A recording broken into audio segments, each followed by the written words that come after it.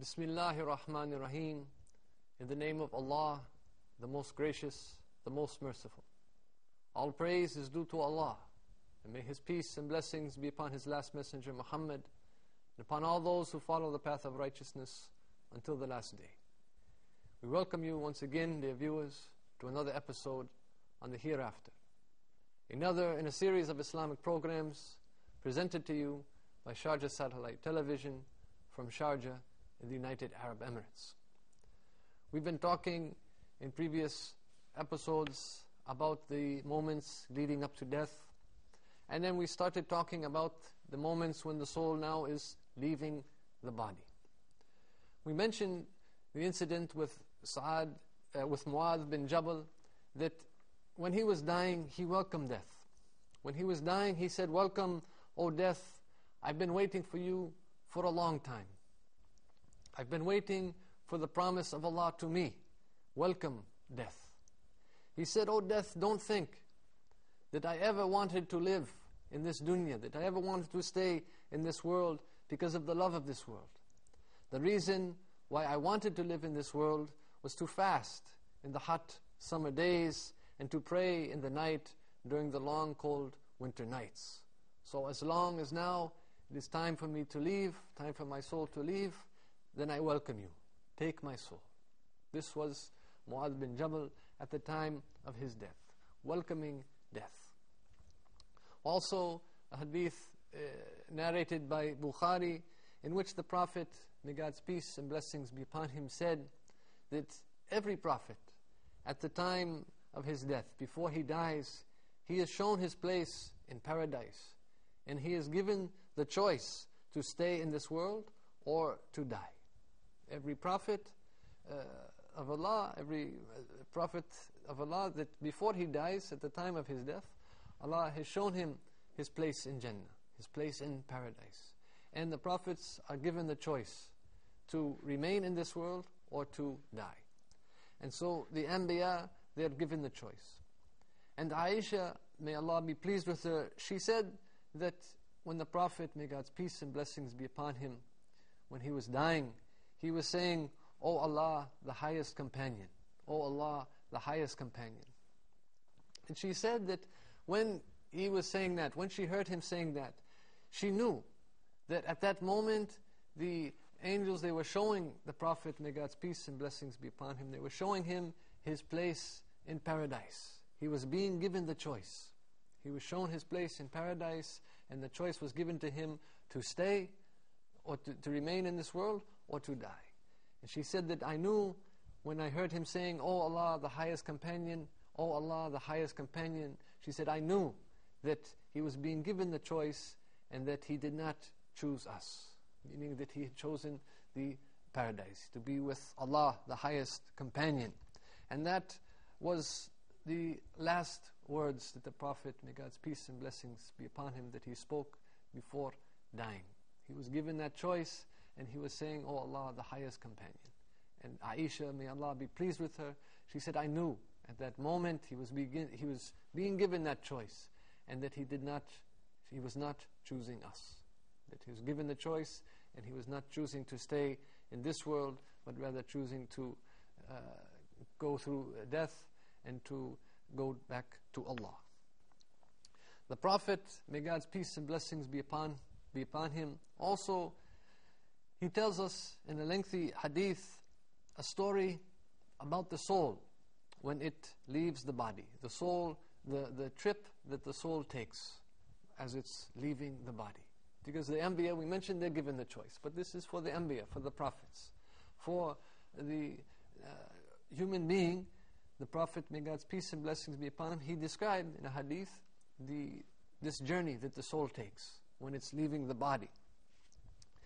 The Prophet, may God's peace and blessings be upon him, he said that when the soul is dying, when the believer is dying and the soul is preparing to leave the body, the angels, they come down from Jannah with a coffin from Jannah and some scent, perfume from Jannah, and they descend and they sit in front of that person, and then the angel of death descends.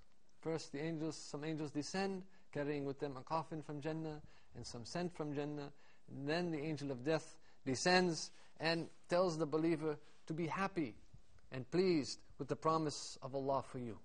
The angel of death comes and descends, sitting next to the person, and tells that person, be pleased with the promise of Allah for you. And then he calls for the soul to come out. The angel of death announces to that person to be pleased, because the promise of Allah, you will be pleased with the promise of Allah for you. And then he calls for the soul of that believer to come out. He says, "O you soul in the state of tranquility, come out." The angel of death now is calling the soul out of the body. He says, "Come out to the pleasure that will be provided to you by Allah." He's calling the soul out.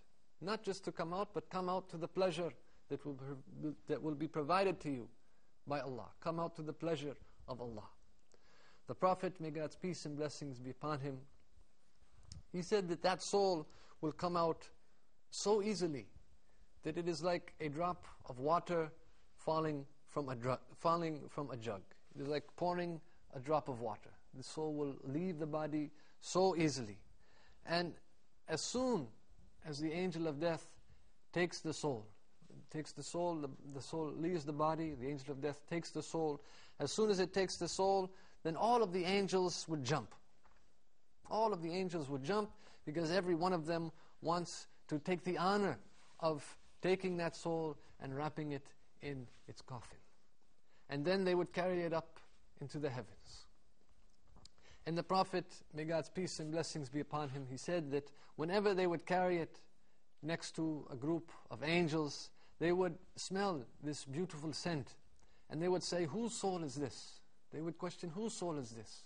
As they're going up through the heavens, anytime they pass by any group of angels, they would smell the beautiful scent coming from the soul, and they would ask, they would inquire, "Whose soul is this?" And the angels would tell them that this is the soul of so-and-so.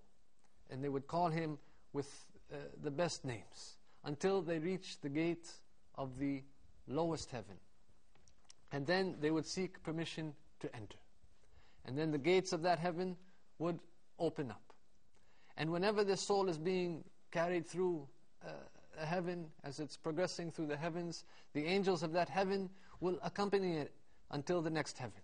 The angels are coming and accompanying that soul as it's going up through the heavens. And angels are surrounding the soul all the way up until it reaches Allah. This is the soul of the believer, the soul of the righteous person. Then Allah will deliver the promise of Jannah, the promise of paradise to that soul. And then Allah will say, He will command saying, "Take that soul back to earth, because that is where I created him from, and that is where they would return, and that is from where they will be resurrected." And so the soul would then descend back down through the heavens with the honor of Allah. Then the Prophet, may God's peace and blessings be upon him, he tells us what happens to the soul of the non-believer. The believer, it's coming, the angel of death comes, the angels descend with a coffin from Jannah, with the scent from Jannah. The angel of death descends, commands the soul to come out to the pleasure of Allah. The angels accompany that soul up through the heavens until it reaches Allah, where then Allah gives it the promise of His pleasure, and then commands them to bring that soul back down to the earth, because that is where Allah created it from, that is where it would return, and that is from where Allah would resurrect that soul. As for the non-believer, the Prophet, may God's peace and blessings be upon him, he said that for the non-believer or for the evildoer, the angels come down with a coffin from hellfire, and they come next to him, and the angel of death would stand next to him. The angels come down with a coffin from hellfire, then the angel of death would come down and stand next to him and say, "Oh, you evil soul, come out to the punishment of Allah and His anger." And so that soul would disperse around the body, trying to cling to every nerve and muscle, trying to avoid to leave, because it's being called out now by the angel of death.